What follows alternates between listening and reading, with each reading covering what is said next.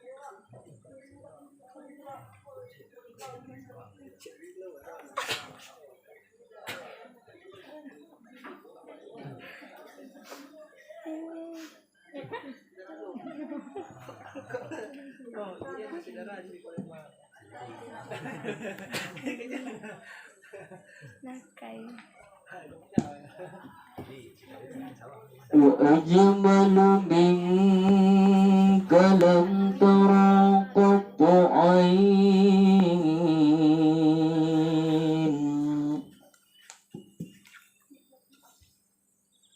وأطيب منك لم تلد النساء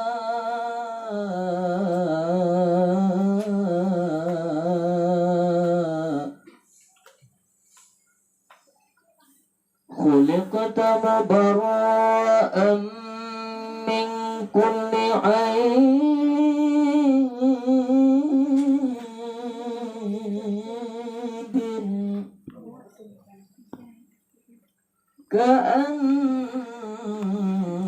كأنك قد خلقت كما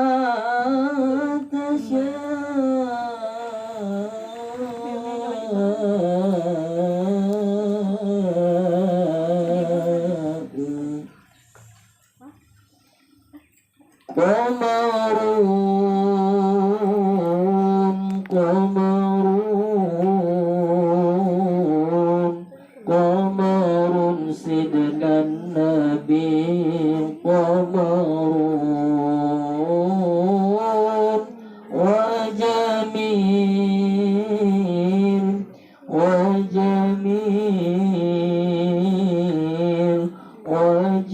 وجميل سيدنا النبي وجميل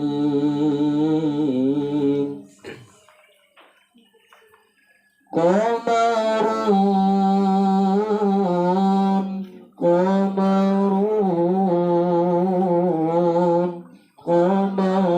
سيدنا النبي قمر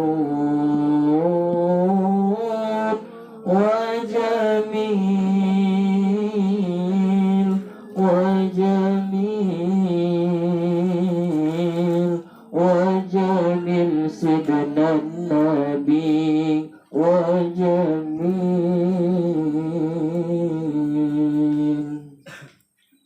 وكف المصطفى كالورد نادي الله الله وعطرها يبقى إذا ماتت أيادي الله الله وكف المصطفى كالورد نادي الله الله وعدلها يبقى إذا مست أيادي الله الله وعم نوالها كل العباد وعم نوالها كل العباد وعم نوالها كل العباد حبيب الله يا خير البرايا قمرون قمرون قمر سيدنا النبي قمرون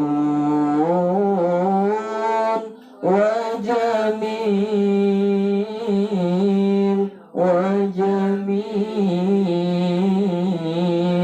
وجميل سيدنا النبي وجميل قمرون قمر سيدنا النبي قمرون وجميل وجميل وجميل سيدنا النبي وجميل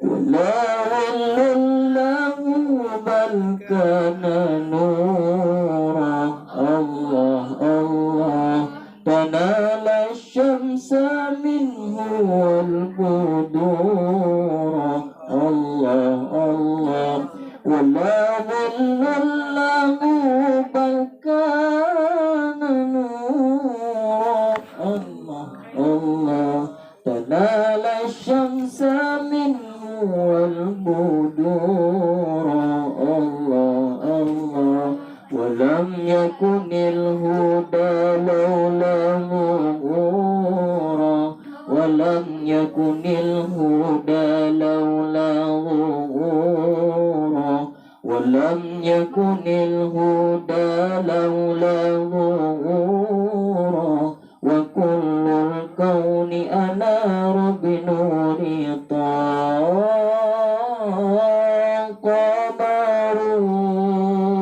قمرون قمرون قمر سيدنا النبي قمرون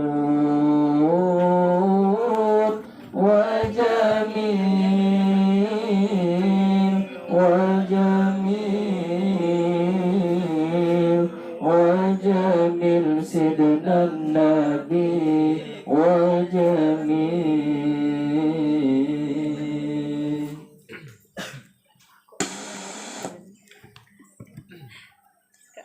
Alhamdulillah Rabbil Alamin. Ini masih ada waktu sekitar 30 menit lagi.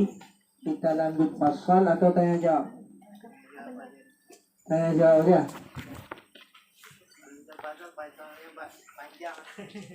Ya terserah lah, mau tanya jawab atau lanjut pasal. Kita masih ada waktu. Tuh hadiah. Sambilan itu ya.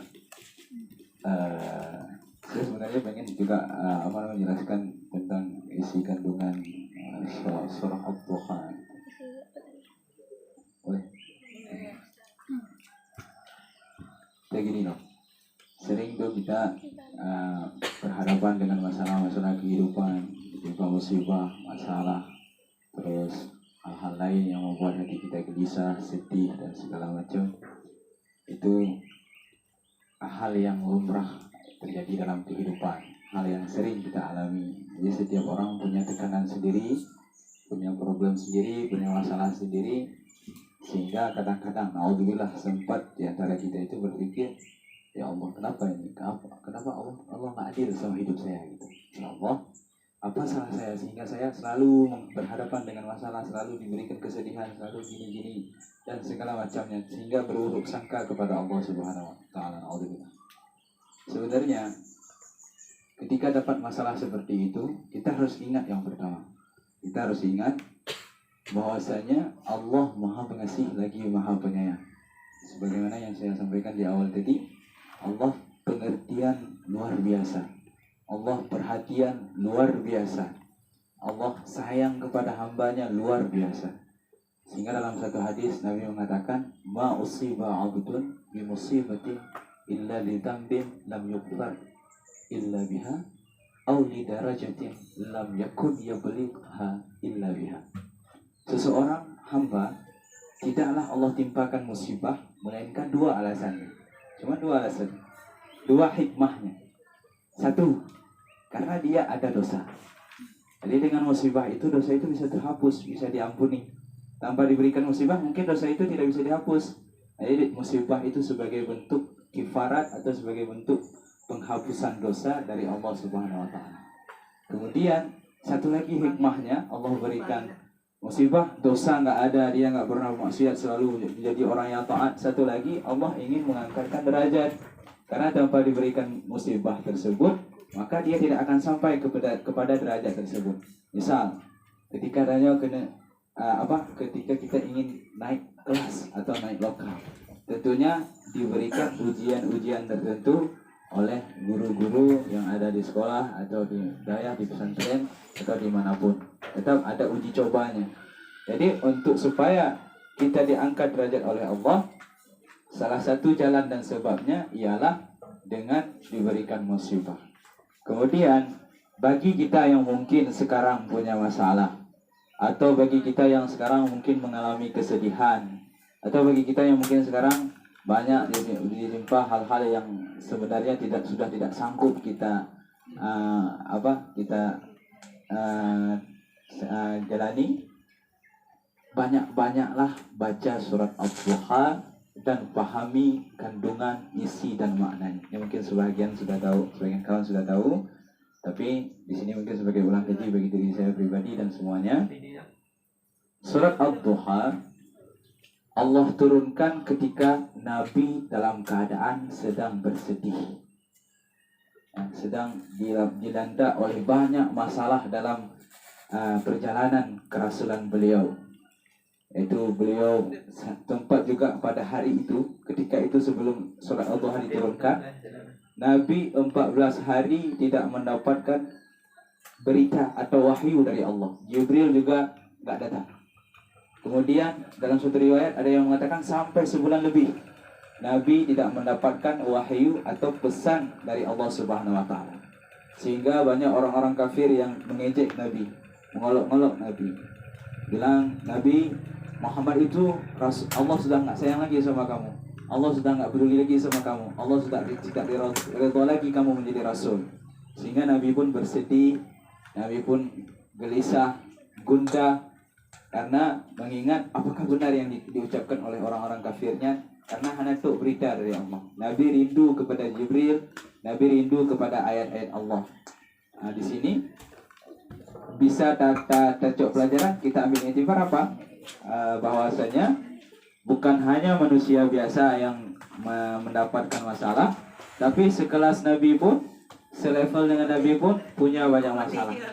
Dan sebenarnya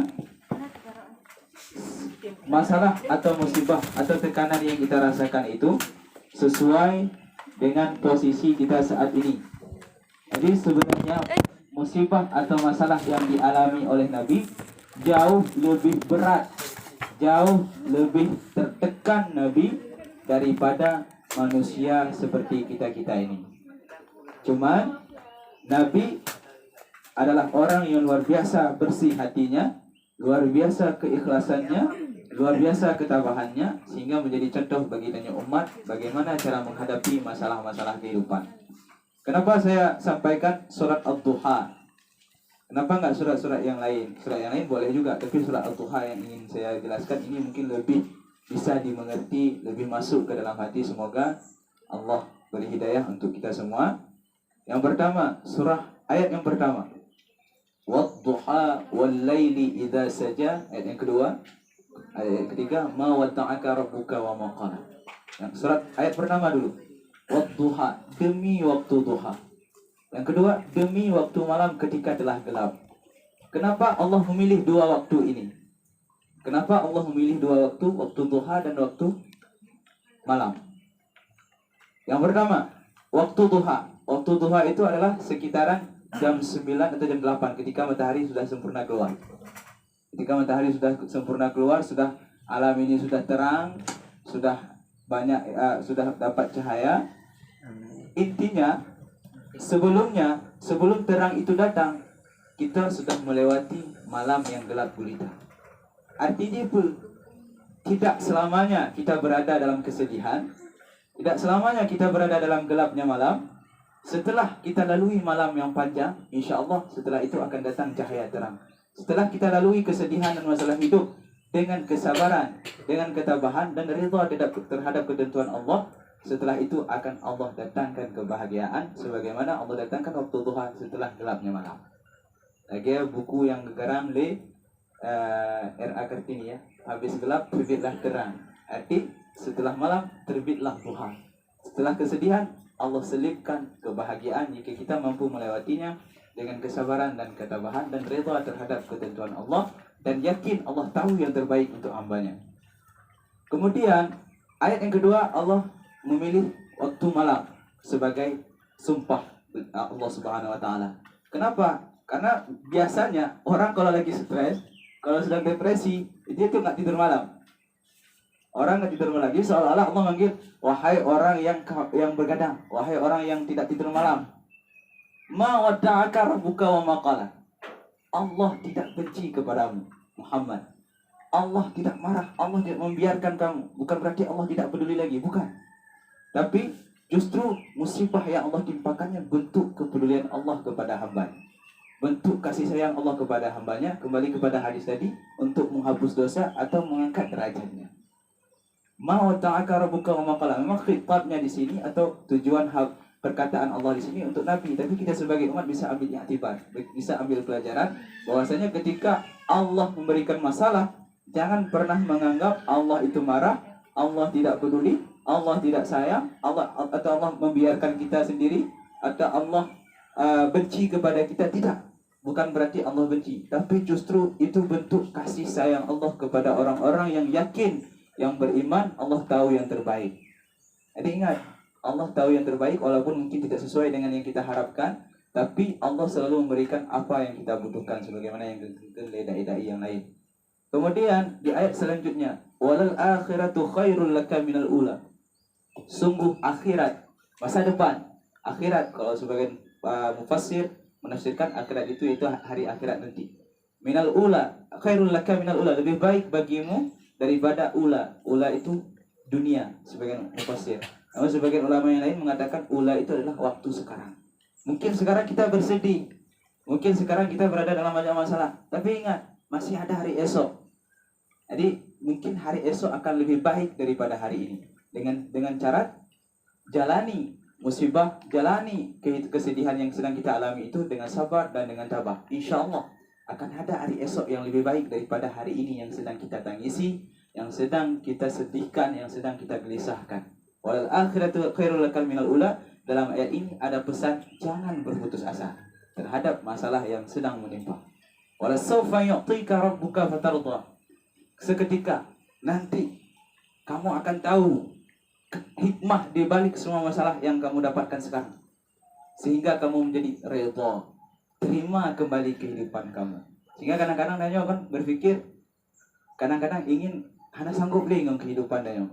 Sehingga kadang-kadang kita juga berpikir udah nggak mau lagi menjalani kehidupan. Naudzubillah. Kadang-kadang kita berpikir udah nggak terima dengan kenyataan. Padahal jika kita mau bersabar, insya Allah suatu saat akan datang itu. Baru kita tahu, oh ternyata ini maksudnya. Kenapa saya dapat masalah ini dulu? Oh ternyata gini, oh ternyata gini. Itu adalah cara Allah memberikan rasa manis yang luar biasa setelah pahit yang kita alami. Karena seandainya kita belum merasakan pahit, manis itu tidak begitu nikmat. Sebelum kita merasakan kesedihan, kebahagiaannya hanya begitu terasa aja. Ketika tanya kamu melewati berbagai perjuangan-perjuangan untuk melawan kesedihan, baru setelah itu kita dapat merasakan nikmatnya kebahagiaan yang Allah berikan, sehingga kita sadar bahwasanya yang sudah terjadi sebelum-sebelumnya itu semua rencana Allah, semua kehendak Allah untuk kenikmatan yang kita rasakan ketika masanya telah tiba. Yang hikmahnya wa sawfa yu'tika rabbuka fatarda. Jadi jangan berputus asa. Ingatlah, setelah waktu malam ada waktu duha, setelah gelap ada terang. Kemudian Allah beri masalah bukan karena benci, bukan karena Allah membiarkan kita, bukan karena Allah meninggalkan kita, tapi justru bentuk kasih sayang Allah. Jangan berputus asa, sabarlah, setelah itu akan datang kebahagiaan. Kemudian sebagai istilahnya obat bius, istilahnya dandang pulih, dandang ruh kebahagiaan. Sementara kebahagiaan itu datang, bagaimana cara kita membius hati kita supaya tidak berlarut-larut dalam kesedihan? Caranya ialah dengan ayat seterusnya gimana? Wa sawfa yu'tika rabbuka fatarda. Alam yajidka yatiman fa'awa wa wajadaka dhallan fahada wa wajadaka 'ailan fa'aghna. Alam yajidka yatiman fa'awa. Muhammad, bukankah kamu dulu seorang yatim? Lalu siapa yang merawatmu? Kemudian wa wajadaka dhallan fahada. Dulu kamu tidak tahu apa-apa. Kan Nabi balahi kau hana ke Nabi itu. Setelah itu baru Allah angkat sebagai rasul. Itu maksudnya Allah beri hidayah, bukan berarti Allah Nabi selama ini tersesat, bukan. Tapi dari awal Nabi belum jadi rasul, Allah beri hidayah, angkat sebagai rasul. Kemudian seterusnya apa? Wajadaka dhalam fahada wajadaka 'ailan fa'ana. Dulu kamu itu miskin, Muhammad. Setelah itu Allah kayakan dengan menikah dengan Khadijah. Jadi dari 3 ayat ini adalah obat bius untuk hati dia. Obat bius untuk hati kita. Bagaimana caranya?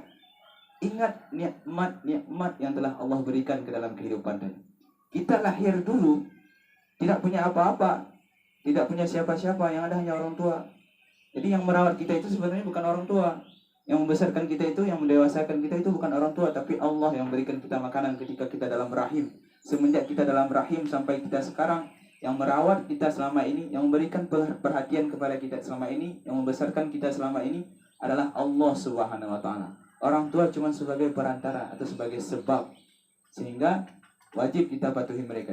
Yang ingin disampaikan utama semuanya adalah Allah yang laksanakan. Semuanya Allah yang kehendaki, semuanya Allah yang rawat, semuanya Allah yang beri makan, Allah yang ajarkan kita bicara, Allah yang ajarkan kita berjalan, Allah yang ajarkan kita cara melihat, Allah yang ajarkan cara memahami, dan Allah yang ajarkan semuanya. Dari kita nggak tahu apa-apa, tidak tahu berbicara, tidak tahu berjalan, tidak tahu bagaimana tidur, tidak tahu bagaimana caranya makan, Allah yang ajarkan kita semuanya. Allah yang beri kita makan selama ini, Allah yang rawat kita selama ini. Dan dulu kita lahir tidak membawa sehelai benang pun, tapi sekarang buktinya kita sudah punya handphone, sudah punya pakaian, sudah punya tempat tinggal, sudah punya segalanya. Itu Allah yang kasih semuanya. Masa karena sedikit masalah yang Allah berikan, kita jadi lupa sebanyak itu anugerah yang Allah berikan? Masa bisa lupa? Jadi jangan karena sedikit masalah, sedikit musibah, kita menganggap Allah tidak adil. Padahal itu sedikit membandingkan dengan nikmat-nikmat yang Allah berikan, membandingkan dengan anugerah yang Allah berikan, itu tidak seberapa. Ibaratkan setetes dalam lautan. Musibah yang berikan Allah ibaratkan setetes dari lautan nikmat-nikmat yang Allah berikan. Tangan ini kalau kita beli badung, kalau seandainya tablo kalau kita jual, ini kan sampai ratusan juta mungkin. Ginjal sampai ratusan juta, mata sampai ratusan juta, jantung sampai ratusan juta. Sebenarnya kita semua ini orang kaya sebenarnya. Punya aset miliaran. Di tubuh kita aja miliaran aset yang kita punya. Itu semua Allah yang kasih, free. Bahkan hanya pakai ongkos kirim loh. Dan Allah yang berikan nikmat seperti itu, kita bisa lupa. Karena sedikit masalah, kadang butuh menggebetan ataupun punya kabar sedih berlarut-larut segala macam. Padahal Masya Allah, Allah melakukan menghendaki memberikan masalah itu untuk kebaikan kita semuanya sebenarnya, untuk kebaikan kita sebagai bentuk kasih sayang Allah Subhanahu wa taala. Jadi caranya ingat nikmat Allah. Ketika bangun tidur, tanyakan ke diri masing-masing, kenapa saya masih hidup sampai sekarang? Itu tandanya Allah masih memberikan kesempatan untuk mendekatkan diri kepadanya. Kenapa saya masih bisa berjalan? Kenapa saya masih bisa melihat? Kenapa masih bisa mendengar? Kenapa saya masih waras? Itu tandanya Allah masih memberikan kesempatan untuk memperbaiki keadaan-keadaan dan untuk mendekatkan diri kepada Allah. Ingat nikmat-nikmat Allah. Saya masih punya tangan loh. Saya masih punya kaki loh. Saya masih punya mata. Saya masih punya telinga. Saya masih hidup paling kurang. Saya masih sadar. saya masih sehat. Itu nikmat Allah. Jangan lupakan. Jangan gara-gara masalah itu nikmat Allah itu jadi hilang, kabur semuanya. Jangan. Jadi jangan menganggap Allah tidak adil, jangan menganggap Allah itu benci kepada kita. Tidak. Masalah, musibah yang Allah berikan bentuk kasih sayang Allah. Buktinya dari dulu sampai sekarang Allah masih merawat kita. Allah masih memberikan kita kesehatan, bisa berkumpul seperti ini dalam majelis ilmu, alhamdulillah. Kemudian untuk obat bius selanjutnya, seterusnya gimana? Kalau dihafal satu-satu susah ya. Wajadaka a'ilan fa'aghna fa'amal yatima fala taqhar. Maka anak yatim jangan hardik mereka. Anak yatim jangan hardik mereka. Kemudian wa ammas sa'ila fala tanhar. Ketika ada orang yang minta, jangan biarkan, jangan abaikan. Artinya apa? Belajarlah dari mereka. Ini sebagai hikmah pesan dalam kedua ayat ini, bahwasanya yang bersedih dalam dunia ini bukan kita doang, bukan cuma kita saja. Jadi banyak orang punya tekanan masing-masing. Makanya saya bilang, maka orang punya tekanan masing-masing sesuai kualitasnya. Semakin tinggi kualitas seseorang, semakin tinggi pula tekanan yang dia rasakan.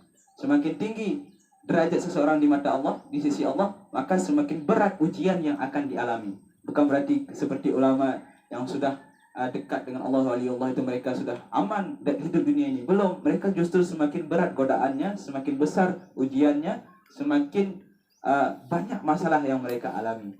Jadi kita ini tidak seberapa dengan membandingkan mereka-mereka ulama-ulama membandingkan dengan Nabi. Tidak seberapa tekanan yang terasakan, masalah yang terasakan, beban yang kita alami tidak seberapa membandingkan dengan mereka. Justru kita ini sangat masih kualitasnya masih jauh. Sehingga karena masih jauh, ujian kita pun masih jauh berat, masih kalah berat dengan ujian-ujian mereka-mereka yang sudah dekat dengan Allah. Maka sebagaimana kita yang sekarang menghadapi musibah, orang lain juga punya masalah masing-masing. Orang lain juga punya tekanan masing-masing. Jadi kalau curhat sama manusia itu percuma. Karena curhat kepada orang dia juga sebenarnya perlu curhat kepada orang lain. Jadi curhatnya sama siapa? Sama Allah. Kapan curhatnya? Waktu yang paling baik adalah sepertiga malam. Di sepertiga malam minta ampun kepada Allah, bukan minta jodoh sebenarnya. Nah, jadi sekarang sepertiga malam itu identik dengan jodoh. Sebenarnya bukan. Sepertiga malam itu adalah waktu yang paling lancar jaringan dengan Allah. Karena orang banyak tidur, tidak menggunakan kesempatan itu, sehingga hal yang paling pantas kita minta kepada Allah sebenarnya cuma minta ampun. Minta ampun, minta kasih sayang. Selain itu tidak pantas kita minta kepada Allah, karena bahkan kita semua sudah diberikan ini. Apa yang kita butuhkan sudah diberikan oleh Allah, tanpa kita minta pun sudah diberikan. Jadi yang paling pantas kita minta kepada Allah itu minta ampun, minta kasih sayang. Lalu kalau begitu, tunggu bahan apa yang berdoa adanya ketika ingin minta satu doa juga, bukan berarti tidak boleh berdoa. Artinya sebenarnya kalau kita sadar diri, yang paling pantas kita minta kepada Allah itu cuma minta ampun dan minta kasih sayang Allah di sepertiga malam. Dan ingat, bukan hanya kita yang dapat masalah, bukan hanya kita yang hidupnya sedih, bukan hanya kita yang hidupnya terbebani, bukan hanya kita yang hidupnya tertekan, tapi justru banyak saudara-saudara kita di sana yang masih jauh lebih tertekan daripadanya. Jadi saudara kita di Palestina, mereka makan kadang sehari nggak sekali. Kemudian kalaupun makan dalam keadaan dalam keadaan takut, kemudian dalam keadaan perang. Kan bisa bayangkan bagaimana tekanan yang mereka rasakan, bagaimana kesedihan yang mereka rasakan. Tapi mereka masih bisa senyum-senyum aja. Atau bisa senyum, atau bisa ketawa, masih menerima kenyataan bahwa mereka hidup dalam perang. Kemudian juga banyak, jangan ke Palestina dulu, di sekitar kita pun banyak orang yang kadang hidupnya jauh lebih tertekan, jauh lebih sedih, jauh lebih susah daripada kita sendiri. Masa kita yang masih punya handphone bagus, punya pakaian bagus, punya bisa makan sehari bahkan sampai 5 kali atau 3 kali. Jadi kita lupa, karena masalah itu kita lupa bahwasanya ada yang lebih sedih. Jadi dengan membantu orang anak yatim, dengan membantu orang yang membutuhkan, kita bisa belajar. Kita bisa mengambil hikmah bahwa bukan hanya kita saja yang sedih di dunia ini, ada orang yang hidupnya lebih tertekan. Wa amal yatima fala taqhar. Ini maksudnya supaya kita bergaul dengan mereka. Bergaul dengan anak yatim, bergaul dengan orang-orang yang membutuhkan, agar kita tahu bahwa kita tidak sendiri di dunia ini dalam kesedihan. Jangan bergaul dengan orang-orang kaya saja, dengan orang-orang yang mampu saja, bukan berarti tidak boleh. Jadi jangan hanya bergaul dengan mereka saja, tapi bergaul juga dengan orang-orang yang mungkin tekanannya lebih berat daripada kita, supaya kita tidak merasa sendiri dalam kesedihan. Dan kemudian di ayat terakhir, fa amma bi ni'mati rabbika fahaddits. Sering-seringlah ungkap nikmat Allah. Jadi ketika cara mengungkapkan nikmat Allah itu yaitu dengan bersedekah atau dengan membantu orang lain, juga dengan menggunakan semua nikmat yang Allah berikan ini ke jalan-jalan yang diridhai oleh Allah. Sebagaimana sekarang Kita diberikan kesehatan, diberikan kesempatan, diberikan kaki yang kuat, tangan yang kuat, telinga yang masih bersih, mata yang masih bersih. Dengan begitu, kita datang ke majelis, intinya kita sedang mengungkapkan nikmat Allah Subhanahu wa taala. Juga sering-sering lihat saya masih punya tangan rupanya, alhamdulillah. Saya masih punya kaki, alhamdulillah. Mata saya masih jernih, telinga saya masih jelas mendengar, kemudian saya masih bernafas. Sering-sering bicarakan itu pada diri sendiri supaya kita tidak lupa kepada nikmat Allah dan kita senantiasa selalu bersyukur kepada Allah Subhanahu wa taala. Memang dalam surah Ad-Duha di sini khitabnya kepada Rasulullah atau orang keduanya adalah Rasulullah, tapi kita sebagai umat juga bisa mengambil pelajaran dalam ayat ini, mengambil iktibar untuk menjalani kehidupan sehari-hari sehingga kita menjadi orang yang lebih ridha, orang yang lebih ikhlas menjalani kehidupan. Bahkan kalau misalkan ada orang yang merendahkan, kalau misalkan ada orang yang menghina, kalau misalkan kita mendapat banyak masalah, kita sudah tidak marah lagi. Karena kita tahu semuanya adalah dari Allah Subhanahu wa taala. Kalau misalkan orang menghina, itu tandanya Allah menegur kita. Kalau misalkan orang memuji, itu tandanya Allah mengingatkan kita untuk bersyukur kepada Dia.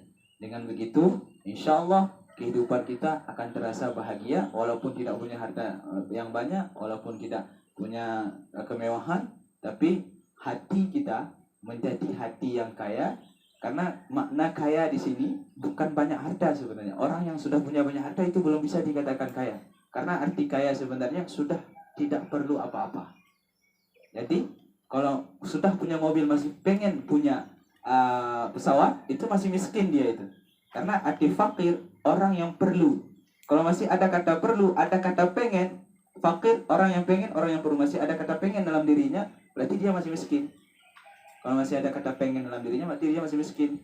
Kalau kita sudah memiliki hati yang kaya, kita sudah memiliki sifat qanaah, sifat merasa cukup dengan apa yang Allah berikan, jadi kita sudah tidak ingin apa-apa lagi. Tidak ingin mobil, tidak. Kalaupun punya, sudah tidak ingin yang lain. Kalaupun sudah punya harta yang banyak, sudah tidak menginginkan yang lebih dari itu. Apa yang kita punya sekarang, itu saja yang kita syukuri. Itulah sifat qanaah, arti sifat kayanya hati. Sehingga dengan kaya hati, kita tidak pernah iri dengan orang yang memiliki banyak harta, karena belum tentu orang punya banyak harta itu bisa dikategorikan kaya. Kalau dia masih punya atau masih ada kata pengen dalam hatinya, maka dia masih orang yang fakir, masih orang yang miskin dalam pandangan Allah Subhanahu wa taala. Nah, sekian pertanyaan dari ayat tersebut atau dari penjelasan yang disampaikan. Semoga bermanfaat. Itu sebenarnya untuk menegur diri sendiri ya. Nah, karena untuk menegur diri sendiri, untuk diri sendiri sebagai ingatan juga mungkin jika berfaedah buat teman-teman semuanya juga alhamdulillah. Semoga berkah dan bisa dimanfaatkan dalam kehidupan sehari-hari. Bagaimana baca surah Al-Duha ketika sedang bersedih, sedang gelisah, sedang gundah, sedang punya banyak masalah, baik masalah dengan keluarga, masalah dengan teman, masalah dengan sekeliling dan segala macamnya. Banyak-banyak baca surat ini. Insyaallah akan menjadi obat penenang dalam setiap pilihan. Kemudian satu lagi, obat bius untuk masalah adalah istighfar. Banyak-banyak minta ampun. Karena kata Nabi, aksaru minal istighfar, perbanyaklah istighfar. Karena siapa yang berbanyak istighfar, setiap kegelisahannya Allah akan tenangkan, setiap masalahnya Allah akan beri jalan keluar, dan Allah akan berikan dia rezeki tanpa perlu usaha. Tanpa perlu usaha. Yang hadis Nabi. Dan Nabi bahkan mungkin berbohong, mungkin berbohong. Jadi kalau punya banyak masalah, banyak minta ampun kepada Allah, insya Allah masalahnya akan selesai, hatinya akan menjadi hati yang tenang. Sekian. Nah, pertanyaan? Yang kurang jelas?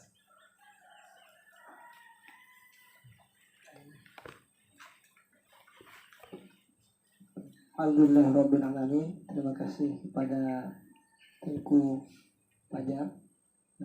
Ada ilmu fikihnya sedikit, kita ada nasihat-nasihatnya untuk hari ini ya. Alhamdulillah Rabbil Alamin. Ini benar apa tidak ada yang bertanya? Tengku, sedikit Ya, Tengku. silakan. Tapi tentang tafsir Al-Abasa boleh Tengku? Al-Abasa, surat Al-Abasa. Jadi Tengku kan saya pernah mendengar bahwasanya surah Al-Abasa itu tafsirnya begini. Intinya Allah itu, mohon maaf Tengku, saya tidak tahu, saya takut mengatakannya bahwasanya apakah Allah marah atau tidak, bagaimana, atau sebagai peringatan kepada Nabi Muhammad bahwasanya itu kan arti Al-Basa belum kemasam tuh kan. Jadi tafsirnya kan Nabi Muhammad tuh tidak menghiraukan satu orang tapi menghiraukan banyak orang itu Tengku. Jadi apa makna di situ, maksudnya apakah Allah marah atau sebagai Allah kan karena kayak ini, kalau misalnya kita pikir marah Tengku, berarti Allah itu pernah marah, padahal Rasulullah itu adalah makhluk kesayangan Allah Tengku kan. Jadi takut salah tafsir Tengku. Jadi maksudnya di situ maksudnya apakah Allah sebagai teguran atau bagaimana Tengku. Dan itu aja Tengku. Tafsirnya gimana Tengku? Jadi kalau Allah SWT apa ini? Anja'ahul a'man. Karena di situ kan pada saat itu Nabi banyak memberi peringatan kepada orang-orang yang masih kekeh dengan kekafirannya, kan? Masih batat ataupun masih berpegang teguh kepada ajaran sebelumnya, sehingga orang-orang yang sudah masuk Islam ini kan kadang mungkin sedikit terabaikan ketika itu. Sebenarnya bukan Allah marah ataupun apa, itu sikap tegas Allah kepada Rasulullah SAW. Dan kalaupun kita artikan marah, sebenarnya orang yang paling sering kita marahi adalah orang yang paling kita sayang sebenarnya. Jadi sering dimarahi berarti tanda sayang, berarti sebenarnya seperti itu. Marah itu pun karena ada kekeliruan, bukan berarti marah-marah nggak jelas. Jadi semakin sayang tanya kepada seorang, semakin mudah kita marahi dia. Karena kalau seandainya tanya kurang sayang tanya buat si doang, ya segan-segan untuk marahi. Tapi ketika kita sudah begitu dekat, jadi itu mudah itu kalau kita marahi, kita nasihati mudah. Tapi kalau sudah jauh itu agak segan-segan.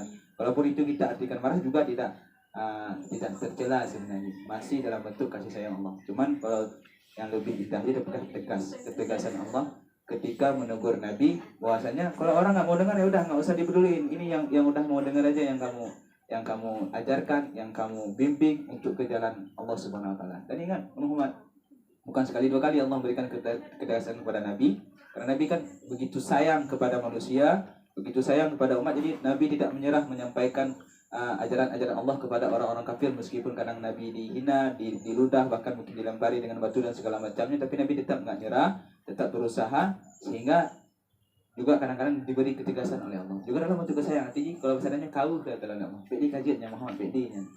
Udahlah, jangan dibuluin lagi. Udahlah, orang itu nggak mau dengar ya udah, kamu tugas kamu cuma menyampaikan. Cuman saya yang akan beri hidayah kepada mereka gitu. Jadi kalau orang-orang yang nggak mau dengar itu ya udah jangan dipedulikan.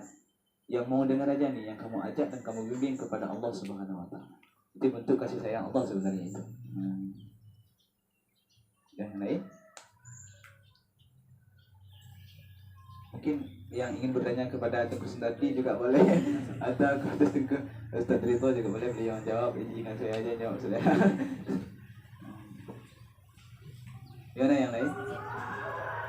Tadi saya ada dengar katanya nggak boleh merasa cukup dengan nikmat yang telah diberikan Allah. Apakah kita tidak boleh untuk berkeinginan untuk menginginkan sesuatu atau setelah merasa cukup atas nikmat yang diberikan Allah?